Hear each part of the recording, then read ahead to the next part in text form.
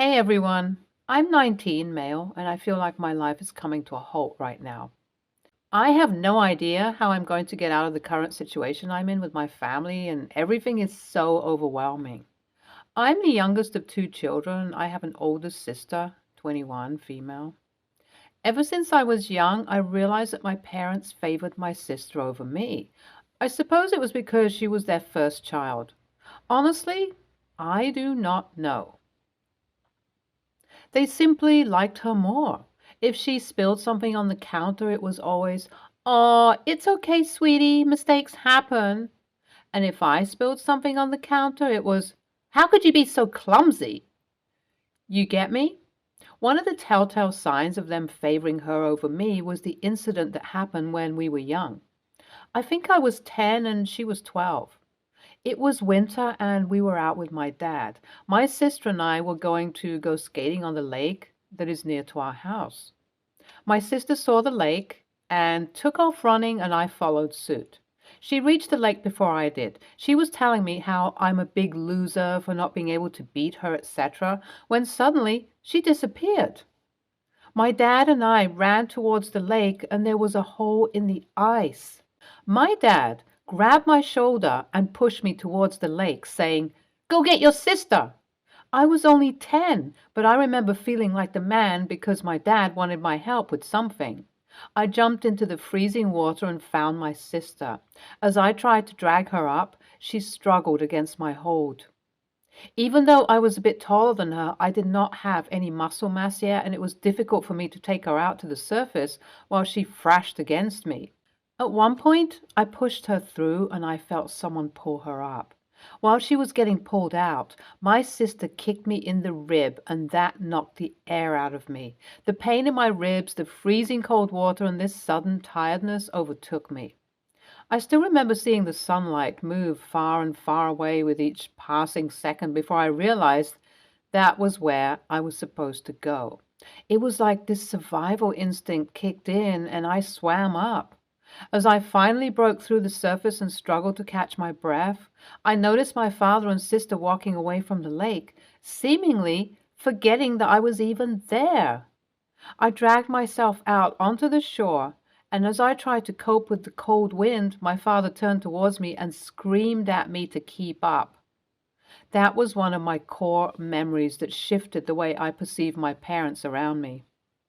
That incident opened my eyes and their favoritism, which was seemingly under wraps for the past 10 years.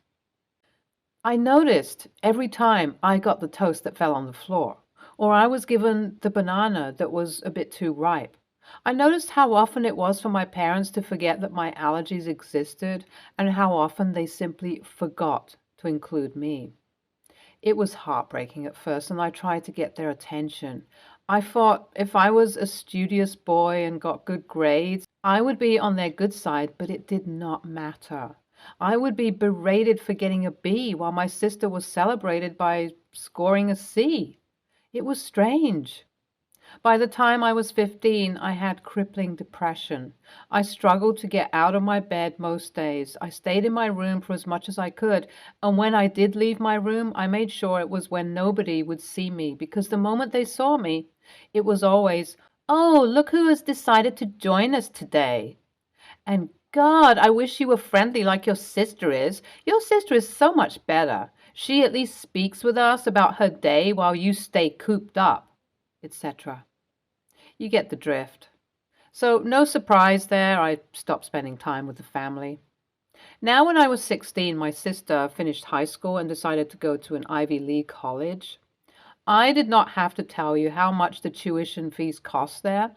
Not only that, but instead of living on campus, my sister wanted her very own apartment that was away from the campus, but not more than 15 minutes because she could not bear to share her living space with other people. My parents obliged. They told me that since my grades were terrible and I clearly have nothing planned for my future, it will be the best course of action in their eyes if they spend whatever money they have on my sister, because I was clearly not going to do anything. I did not complain. I honestly did not care.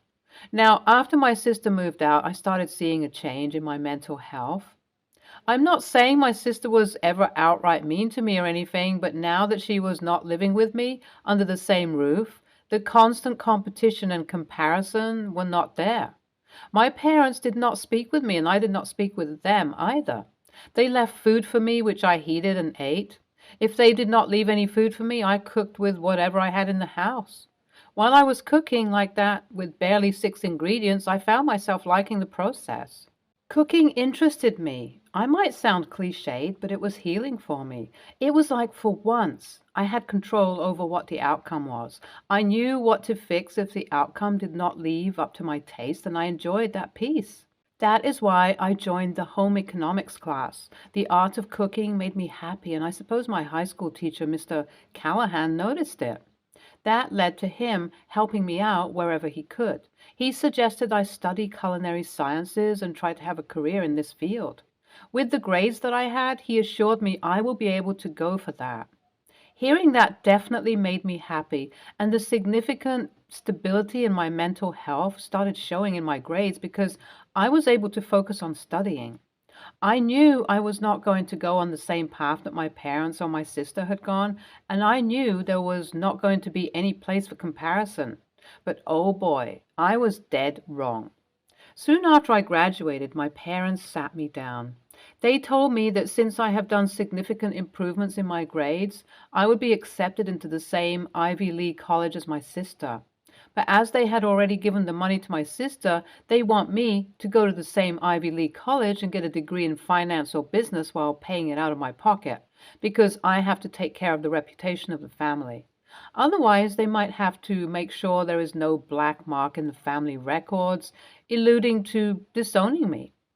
To say I was shocked to hear their words would be an understatement. I tried not to let the surprise I had shown on my face. I smiled and nodded along to what they said. It broke my heart inside. I tried to tell them that I want to do this, and I want to be a cook, and I'm happy making food, but I do not know how to do this. I feel like if I do say all of that, whatever relationship is salvageable between me and my parents will go down the drain, and I will regret it in the long run. But then again, if I go along with whatever they are saying, I'll have a huge student debt, and I will be unhappy because I'll be working in a field I have no interest or love in. I do not know what to do. Update 1. Hey everyone.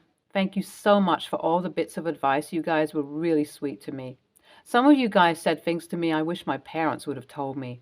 Honestly, all the replies and comments have me feeling overwhelmed, but in a good way.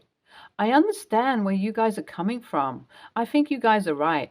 If I have to pay from my pocket and have a debt for the next 10 years, it might as well be about a career I enjoy instead of a career I do not care about. I do not know how they will react to this. Please wish me luck, guys. I'm planning on talking to them about this first thing tomorrow because this cannot wait. Update 2. Hey everyone. Sorry it took a while to update you guys. Things sucked. I thought the conversation would go civil, but it was not. When I told them that I wanted to choose my major, they were not happy with it. My mother said that she did not think I would be choosing a good major, and it would be better if I did whatever they told us to do instead. I told them that I wanted to be a culinary sciences major, and my dad lost his mind. He said that just because I like cooking and playing house, I will never be able to make a career out of it. Mom said that I do not cook that well anyway, so it is not worth the trouble. I will simply waste money. I tried to stand my ground, and they told me that if I will not listen to what they're saying, I'm not welcome in their house. So, long story short, I'm kicked out of my house. I left with all my essentials, and I'm currently living with my friend. I've already applied for the degree, and I'm looking for a place to stay because I do not want to be a burden on my friend's shoulders. Everything seems a little overwhelming, but I do not want to give up on my dreams. Update 3. It has been 6 months since I posted the last update, and I'm glad I did not give up. I'm currently living on campus with 3 roommates. Things are a little tight, but I am managing. I have 3 jobs, and I am providing for myself. I feel tired and exhausted and drained, but I go to bed happy and content. My parents contacted me once asking if my decision to be a culinary science major is final, and when I confirmed that it is, they told me that I am no child of theirs and blocked me. My sister has not contacted me yet, but as we were never close, this does not surprise me. I am hopeful that things will slowly get better because I know that I have never felt this content until now. Thank you for everything, and thank you to anyone who waited for this long for the update. Wow, your parents do not deserve to be parents. They neglect you and then they are surprised that you are depressed. Yeah, they suck. You should stick to your guns and leave the first moment you get the opportunity, and this is the opportunity. You should leave and be happy out there, doing your own thing, living your own life on your own accord. Hey, OP, I think things are a little overwhelming right now, but I know that everything will eventually be okay. I want you to think logically, you know. If you're going to take out a student loan or be in debt, then why not spend that money on something that you enjoy? I say go for the culinary sciences degree instead of finances. Next story. I, female 50s, have a sister, female 40s, who sees herself as my family lives in a camper van Instagram influencer. In 2020, she and her husband and their 4 kids moved into a camper. They homeschool the kids, travel all over the US, etc. They come to visit for holidays, but we don't see them besides that. My husband and I are the opposite. We have 4 kids and live in a big, beautiful house in Colorado. So the issue. My sister and her family came over for Thanksgiving and spent the night. My sister's oldest, female 13 and male 13 twins, slept in my daughter's and son's rooms with them.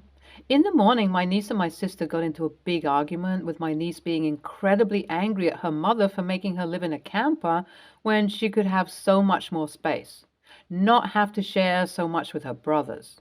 They all sleep in the same area, and be able to have more clothes, friends, extracurricular activities. I asked what was going on, and according to my sister, this has been an argument for a while. Money is not an issue. They had a house before and sold it for a massive amount of money. My sister has a trust fund and a job. She just likes living in a camper. After a brief conversation with my husband and my children, we offered, in private to my sister, to take my eldest niece in. We have extra guest rooms and could make one a bedroom for her. There are great schools in our area. We'd pay for everything for her, etc. She instantly said no, that she knew what was best for her daughter. She would miss her siblings. We didn't mention it again. Well, my youngest, female 13, told her cousin about the offer. She was very happy, but angry that her mother hadn't brought it up to her. She told my sister that if she made her come live in the camper again, she'd never do anything her mother wanted, because it was unfair that her mother wasn't letting her have a true childhood. While I don't condone tantrums like that, I understood where she was coming from and helped convince my sister. When her twin brother found out, he wanted to stay too. My sister asked him what she was supposed to do without them. How was she going to care for the younger siblings without them, talking about missing out on family trips, etc. But my nephew didn't change his mind. We agreed to a trial period of 3 weeks, which ended 3 days ago. My sister came back, fully expecting her kids to want to come back with her, but they flat out refused to even get in the camper. My sister is very angry. She said that I was supposed to make them want to live with her and that I'm a horrible sister for treating her like this. She said I should kick them out. I said no. She said that I'm a massive a-hole and told her kids to not expect her to come back for them when they got tired of maximalism. Now her kids are sad, but they still don't want to leave, and I'm worried I've ruined my relationship with my sister. AITA Reddit? Edit. I have been told that the technical name of the vehicle I'm referencing is a motorhome. It's one of those large, I don't know, house on wheels things. I thought they were called campers since that's what my sister always calls it. Edit 2. Someone in the comments mentioned I should add this here. We have temporary guardianship signed by my sister. Her husband came over after they left, and we filled out the power of attorney forms, got the things we need to put them in school, etc. And he took them back and had her sign them, so we should be all clear. My brother's an attorney and he helped us with the forms as well. NTA. Your sister sounds selfish and like a lunatic. She wants to live this way, but her children do not. They need a stable home, friends, family, and education. Living like nomads is not something most kids can do. End of the day, you are helping your niece and nephew out. You're not beholden to your sister or supposed to do anything but help the kids. Yeah, you've strained your relationship with her, but that relationship is not worth the health of these kids. Next story. I, 32, female, am expecting my first child with my husband, Paul, 36, male. Fake names. I'm currently 10 weeks pregnant, and my biggest pregnancy issue is fatigue and mainly cravings and hunger. No matter what I do, I cannot seem to stay full. I eat all day, but have managed to still lose 3 pounds. Problem is, we don't always have what I want, so a few times a week, I stop at the store on my way home from work and stock up on my favorite snacks. Pizza, pickles, fruit, especially oranges, grapes, and watermelon, popcorn, chicken noodle soup, string cheese, etc. I've been doing this since maybe about 5 weeks. But every time I check the fridge, almost all my snacks are gone. I keep telling Paul to stop eating my food, and he says that it's not a big deal and I can just get more. But that involves me, not him, stopping at the store more, and me, again, not him, spending more of my money. Last week, I just snapped. I had bought my favorite ice cream, Neapolitan. I put it in the freezer and decided to take a nap before writing a paper. I'm currently getting my master's. I planned to have a bowl when I woke up and began working on it. When I woke up, I went to the freezer and saw it had been opened. Now, I can't eat an entire quart of ice cream all by myself, so I wasn't mad that he had some until I saw what he did to it. My husband ate all of the strawberry side and left me with just the vanilla and chocolate, and the strawberry is my favorite part. I got mad and started yelling at him. He told me it was unreasonable of me to bring food in the house and not expect him to have any of it. But I told him that wasn't what I expected, but he knew that was my favorite ice cream and my favorite part of it was all gone. And he's always eating my snacks. He just told me to run to the store and get some more. So I just went back upstairs because he wasn't listening. I opened my laptop and ordered a full-size fridge, $2,300, paid for from my personal savings account that he has never contributed to.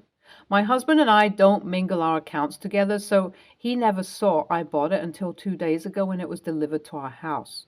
He came home from work and saw it plugged in our garage. He asked why there were locks on it and how much it cost. I told him not to worry how much it cost, and there are locks on it to make sure he doesn't eat all my snacks for my cravings. He said I can't control what he eats, and I told him not. I'm just controlling who eats my snacks, but the fridge in the house is open and he can have whatever is in that and the cabinets. But the fridge in the garage is for me only. I haven't had to go to the store all this weekend and all my food is locked up. But Paul is not speaking to me for 2 reasons. For making a large purchase without talking to him first, and for turning food into a war, his words. So AITA, edit. FYI, this is the only issue we're having right now. We've been married for 2 years. Edit 2. Also, I got a full size instead of a mini because ours in the kitchen is kind of old and I figured it could replace it should it go out. Or it could just be in the garage for the summer and we can put beers and sodas in it. Update. So my husband replaced all my snacks. He went to put snow tires on my car and came back with the tires and my snacks. He also got me a card and flowers. He's better at expressing how he feels in writing sometimes, and said he'd do better. No more updates. Also, as happy as many of you would be to hear that I'm getting a divorce over snacks, that's not happening. NTA for getting a refrigerator. You have every right to be annoyed and frustrated that he has no respect for you concerning food. What bothers me is that after eating your food, he tells you to go out and buy more. That is some nerve. Why doesn't he go out himself and replace the food he took? He sounds extraordinarily selfish. Unless he's willing to have some kind of couples counseling, I'm afraid he will keep behaving this way even after the baby arrives. NTA, he eats the snacks that you buy because of your pregnancy cravings and then expects you to drop what you're doing to go get some more when you've already bought some. My wife and I have our snacks we want, and if there is an overlap, we know but extra to make sure there's enough for both of us. If you're not mingling accounts, bills, and normal groceries are taken care of, you don't need his permission to buy something for yourself. And if you don't need it in the future, it isn't like you can't sell it. He caused the issues when it comes to the food by not being considerate of the fact that you are in school and pregnant, and therefore don't have the extra time to just run out and grab more every time he eats it all. Maybe start eating all his snacks before he gets to them if he keeps wanting to make a big deal of it. But that's just me being petty. Stay tuned for more stories from our girl relationships.